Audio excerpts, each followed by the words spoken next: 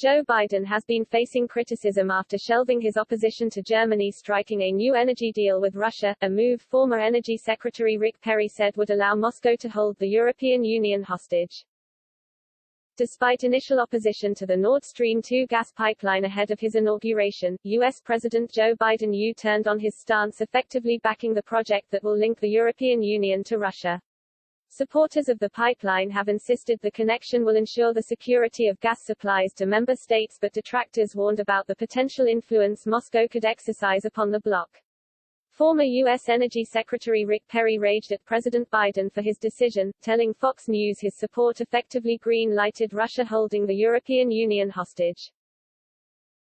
Mr. Perry said, "It is stunning to see how fast we went from energy independence to now being reliant on countries like Iran to get our energy. You know, I didn't think there could ever be anyone that would make me think that Jimmy Carter might have had it right, but Joe Biden and his policies that he's putting in place making Jimmy Carter look kind of good.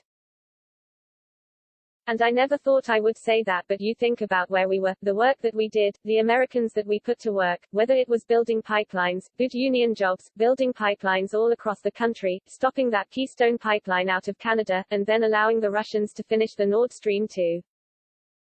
I mean, it just absolutely makes no sense." Mr. Perry added, "The country that will hold the European Union hostage with energy just got the green light. It makes you kind of question, you know, what are on those computers that Biden's son lost." In footage recently unearthed by the Daily Mail, President Biden's son Hunter Biden could be heard admitting he had lost a third laptop amid concerns over two other machines yet to be recovered. Washington last month reached an agreement with Germany that sought to mitigate the risks of Russia using energy as a weapon against U.S. allies in Central and Eastern Europe as the pipeline, which will transport Russian gas to Europe, nears completion. The U.S. waived sanctions against the pipeline's operating company and its chief executive despite an outcry from countries like Ukraine, traditionally a transit route for Russian energy exports. Hochstein, a former political advisor and lobbyist, was a special envoy for international energy affairs and an assistant secretary of state for energy resources under Barack Obama's administration. His immediate focus will be implementation of measures to reduce the risks posed by the Nord Stream 2 pipeline. European energy security, and our climate goals, Blinken said in the statement. Berlin will also be appointing a special envoy to help negotiate a potential 10-year extension to Russia's expiring transit agreement with Ukraine.